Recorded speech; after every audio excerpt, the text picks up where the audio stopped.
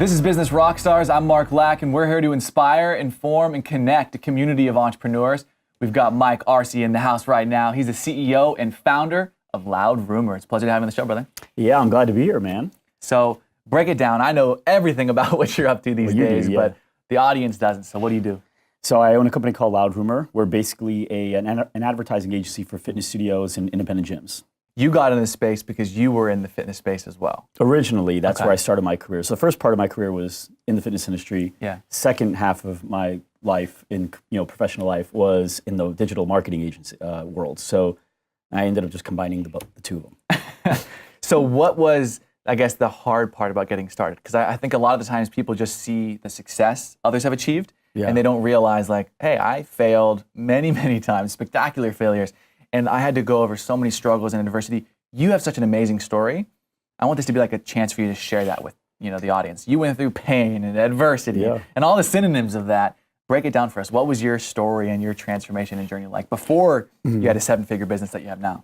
Yeah, I think everyone's journey is different depending on if you've already kind of been in the industry as an employee in the end industry for another company, or if you just kind of jumped into it. I just jumped into it. I didn't know really what I was doing. Initially, Loud Rumor was like a web design company, and I had a cousin of mine that actually was a web designer, and she really wanted to grow her business. So we kind of partnered up a little bit to see if we can help. And it was originally Fast Rumor, that's what we called it. Okay. And then we just decided to part ways. She had more interest in like the IT world, and I really liked sticking in this world. So we were a web design company for like 2 years. The Loud Rumor part of it, right? And then I just couldn't stand that particular style of service. It wasn't good for me. I wanted more of a recurring model, so we got into SEO and AdWords, and we changed to Loud Rumor once we separated too. And I just, I didn't know anything. I'd never had an SEO agency. I never worked for an SEO agency. I didn't even know what it was. I learned the term SEO after after I was doing web design for like a year and a half. I didn't even know what it was. So I had to learn a lot of this stuff, and I think that was the biggest challenge, is not really knowing what to expect. And I think that goes with any business, but not really knowing what failures to look forward to and what you can. You went through them all. Yeah, man. I mean, my wife and I, we started this business it was right when the economy was really bad. So my wife and I decided to get married. I had just saved up all the money possible to pay off our wedding and to pay off our house. So we just got both. We had about $500 left, and we found out we were going to have our daughter. And at that same time, my wife had actually gotten fired as soon as she told them she was pregnant. So she let them know she was pregnant Friday morning, and then by Friday night they said they were doing cutbacks. Wow. So she got let go, and she didn't tell me that she was pregnant. So I thought it was really cutbacks because she wanted to wait till Father's Day to tell me that we were gonna have a baby together. Yeah. So she waited, and she got another job. Didn't tell me she was pregnant. And then she told me, and I told her. She told you when the stomach started to show. Started showing. It was like 4 months, and she told me she actually waited till my birthday. And then so she told me on my birthday. Happy birthday! Yeah, happy birthday. It was good. It was a good birthday gift. I liked it. And she had a job, but then she started showing, and I said, you should really tell him now. I mean, you can't just suck it in and hold it. So she was afraid because of the first time. She told him, she thinks every time she has a baby now she's gonna get back. And it was the same baby, same pregnancy. Yeah. So she ended up Friday afternoon telling them that she was pregnant, and Monday morning they were doing cutbacks. She got fired twice in the same pregnancy. No way. Yeah, it sucked, dude. So now we were making like $5,000 or $6,000 a month with like the job that I had, which had gone down dramatically with the economy and her income. But now without that, we were losing money every month, and baby on the way. So house we didn't pay for like 9 months. I just can't believe. I was joking at first. They're like, oh yeah, then you're gonna get the job, and then they're gonna have cutbacks again. But it actually happened. That's crazy. It didn't happen 3 times. The baby finally was born, and everything was good to go. Okay. Yeah, my wife didn't get a job. I knew she wasn't gonna be able to get a job now because she was, totally showing who's gonna make that decision, right? Yeah. So what I had told her to do was, hey, why don't I teach you how to sell? Just make cold calls. And I'll go ahead and write the script for you. And I've made this binder of, if they say this, you flip to this. If you say that, you flip to that, and you say this. She never sold a day in her life. So she cold called, made an average of 230 calls a day. Not joking. Wow. We actually used a software I had when I was sales managing. Beast mode. That's a lot of phone calls. Beast mode. So we ended up booking like 8 appointments from that. I got 4 sales, and that's kind of how we took off. But that's awesome. there was a lot of struggles. We didn't pay our mortgage for like 9 months. That was threatened to be taken away. The house was, and then right when you had your baby, your first baby. We had the baby already, and we had our car repoed twice. once in front of our first employee who came to our house to work, and the window was right there for the driveway, and he saw the repo guy take it. We ate like... He's like, this is where I'm working. Yeah, we ate like crap for like a year. But things have changed now. Things have changed now. Where are we at now? Now you got the 7-figure business, 6 figures a month coming in. You've got an amazing team. I've had the privilege of meeting some of them. Yeah, coaching, mentors, and books. That was the biggest thing that changed everything. Because the first 2.5 years, I just worked hard, and my father worked really, really hard. I watched him work 18 hours a day, growing up, and so I always knew that if I worked hard, I can get something. It wasn't really working the way it worked for my father, and so then I started. I actually got lucky. I had a guy just come up to me. He used to be the CFO of Cold Stone, and he took me to lunch, and he asked me questions I didn't know any of the answers to. I didn't even think about asking the questions. Yeah. Gave me books to read, and he took me under his wing for a little bit. And then I started understanding the value of mentorship and coaching, and obviously you know that. Yeah. And along the way, it's been great, and that's really what's been the biggest factor, is just meeting the right people and reading the right things and going to the right events. So most people out there, though, they struggle. They come up with limiting beliefs like, well, I don't know which mentors to find. I don't even know what books to read. What is your recommendation for people that are out there like that? So I got lucky, right? So I would say if I had to start over and I had let's say I moved to a whole new country, I would look for industry events, events that, like mine, I'm in the fitness marketing industry, so I look for like fitness events, Mind Body's like one of them, right?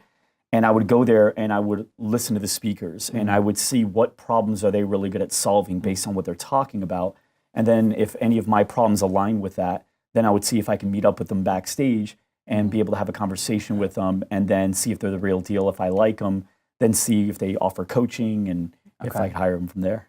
On your journey, from struggling and pain and adversity, almost losing your house, getting your car repoed twice, to now having an amazing team, an amazing family, 4 beautiful children, and a 7-figure business. Something happened between that gap and that transformation, probably some interesting lessons. What do you think one or two of the biggest ones were? Like actually enjoying failure, which sounds like weird and bizarre, but it was weird. The baby example, right? Like that was a failure. We were like, oh my God, what's going to happen? And then something good came out of it, because we had to make my wife hustle and call because our incomes weren't making it. Right now, Loud Rumors started, which I'm so glad it did. And then my other daughter came right as we just signed the lease for our new office, and we were like freaking out. Now what do we do? And that was really great, because I had learned on bringing on leadership in the team. And that was so great. Instead of just having people that I would have to manage, bringing on people that could manage. So all along the way, and there were so many examples, but failure has been something that I've learned that, the most successful people do more often than anybody else. And they understand like how to use it to their advantage. And I'm actually reading a cool book right now by Lewis Howes. And the line that I just read was, usually what stands in the way is the way. And usually the thing that you think is going to stop you from succeeding is usually the thing that helps you succeed much more than if you didn't have that in the way. I love that. Usually the thing that stands in the way is the way. That's a powerful quote. We'll be right back with Mike Arce. This is Business Rockstars. I'm Mark Lack. Connecting a community of entrepreneurs is what we do, so you can join us on Facebook, Twitter, and online at businessrockstars.com. This is Business Rockstars. I'm Mark Lack, and we're here to inspire, inform, and connect a community of entrepreneurs. Mike Arce's in the house. He's the CEO and founder of Loud Rumor. Recap for us what your business does. We essentially are an advertising agency for fitness studios and independent gyms. So they come to you, or you go to them, and some type of conversation happens over a problem that you guys can help them solve. What is that? It's the same problem, at least what they articulate. There's unarticulated and articulated problems, right? The articulated problem is we need more leads, right? Like almost every business, right? Right. How's business? It all relates to the sales. And that's all small businesses and any business, the unarticulated problem for small businesses, what we're noticing is that I need to know what to do with leads if I get them. Because right now, the number one lead source for them, if they don't do advertising, is referrals, right? And they pride themselves on it. Oh, we're basically word of mouth. We're all word of mouth. And that's really great. The problem is closing word of mouth leads is easy because those aren't really, it's not a sale, it's more of like taking an order. And it's tough to scale because it's relative to the amount of customers you have in your business that can spread the word. You can't push a button and get referrals. You can't literally say, let's get 10,000 today. Yeah. Which you can do, which is what you help your customers do, is you can flick a switch. But referrals, you can't do that, right? Yeah. And the person sitting down in front of you has already been sold by the person referring. They know the price and know the schedule and the deal and how your company works. So now it's just a matter of let's just sign up. So it's like a red hot lead versus a warm lead versus a cold lead. Right. And so what happens is they have a very false understanding of what their closing ratio is and their salesmanship is. They may have never read a sales book in their whole life, and they think they close 9 out of 10, but majority of the leads they sit down with are referrals. So once they start getting into the internet marketing game, it's a little bit of a different game. You can get way more leads, close at a smaller volume, but people that really invest in salesmanship can really close at a little bit of a higher volume, which can make a big difference at the volume. And you have a real business. Right, like you can get leads today. Then you can literally control your business by saying, we spend this much money, we make this much money. Absolutely. And you can buy a certain amount of traffic and you know it's going to be profitable. And that's the first step to saying you have a real business. Right. Is you have an effective buying strategy. So that's what you help companies do. We help them with both. The articulated, and then what happens is they get it, and we realize the unarticulated need, which is, now what do I do with it? Because I can't close as well as I thought I could. We help them with an entire learning center. So there's tons of videos and Which scripts. I've seen the back end of that's phenomenal. And I was like, this is insane. I was like, they get access to, I don't even know, I'm making it up, but it's like hundreds of videos. It was the biggest difference maker because we had about 50% retention rate, which isn't good. We had a lot of people falling off, and it was really tough because we knew why they were falling off. They were getting the leads, they just didn't know how to close them. They were getting 15, 20 leads a day. It was awesome. You couldn't close them. So then we started building out videos and templates and scripts of the most successful fitness studios and what they're doing, what they're saying, how they're doing it. And we put that together, and now we're retaining about 85%, which is really good considering you're still a small business, because we're teaching them how to actually sell, and we're teaching them how to run their business with the leads that they get. So let's pinpoint it there is the 15% that are leaving. My guess is that nothing's going to help them. They're just, nothing's going to help them. They're the kind of like the magic pill person. They're like, well, I thought we were hiring your company because you guys were going to help generate the leads, convert the leads, and essentially just put money in our pocket. And it's like, well, in some capacity, but you have to actually do the work. But it's amazing to have that big of an impact and increase just from putting in a dashboard platform, which I've taken a look at. It's amazing. And I was like, this needs to be leveraged, constantly adding to it. repurposed constantly. What do you think is one of the toughest things about entrepreneurship? From my experience, not just working with only entrepreneurs and business owners, right? That's all I've worked with for the last 6-7 years, but also being one and making the same mistake is too easy to become one. All you really need is sign up for the LLC, wait 3 weeks for it to come in the mail. It costs $85, get the business cards, $15 at Vistaprint, and you can walk into your family barbecue as a business owner, right? And it's pretty exciting. But the problem is in my eyes, the two most important roles to be a successful business that you have to have are a really good leader, CEO, and a really strong sales team or salesperson, somebody that can keep the company growing. And if it's not you, And so what happens is, and even if it is you, sometimes you're the one that's in the way, because it's so easy to become a CEO and to become a salesperson because there's no licensing. You don't have to sign up for a test. There's no certification. You just do it. But to be a successful one means picking up books and really understanding what that means. What are the objectives of CEO? How do you measure yourself and your success? And salespeople, a lot of people think you could just be a salesperson because there's really no test for it, no school for it. You could just do it. But in reality, salesmanship's a really serious role that if taken seriously, it could be the most important thing that happens to your company. And those two roles are really important. I think people don't invest enough time and education into those roles to get better. Sales and marketing. You help companies do it, but how do you get the traffic in your own business? So for Loud Rumor, I know a lot of it's from referrals. Yeah, a lot of it's from referrals for sure. But what we like to do is we understood where our best customers were. I think the first thing you should do is really identify what your ideal customer is. And sometimes there's 2 or 3, and you create what's called like a buyer persona. Avatar. There's all the different names for it. So you come up with who your perfect customers are, and then you clearly define what makes them them. And now you have to find out how to get more of them. What we learned was we really like working with franchises, because what we've learned was they already have a lot of systems already in place. And so for us, that was one of ours. You just optimize it essentially.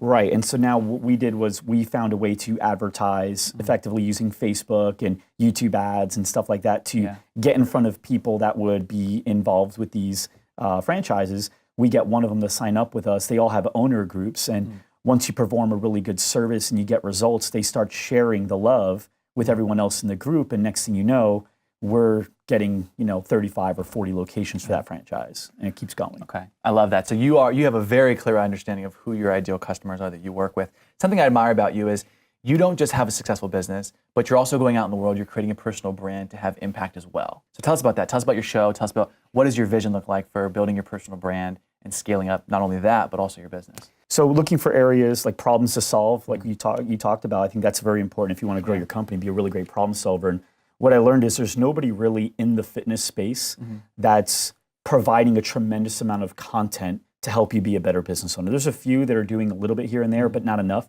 So we created the GSD Show.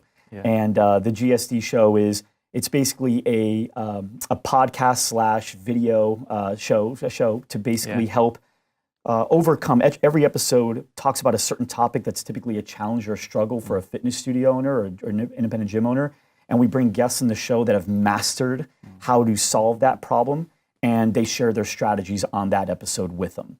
So what that's ultimately done is not only give me a really great network, right? Every guest in the show is a really great person to be connected to.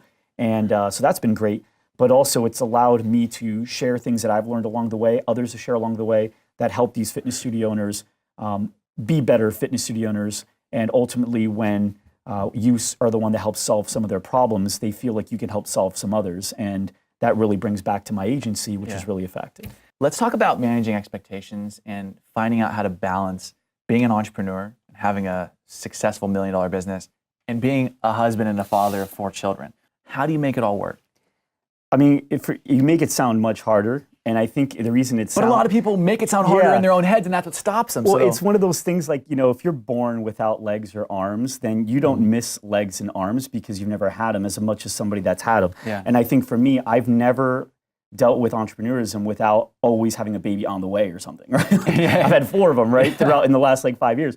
So yeah, I mean, I've never not had a baby on the way. It's always been a challenge for me. So I don't know what it's like to run a business without having a kid on the way or just having a newborn. My youngest is 5 months old.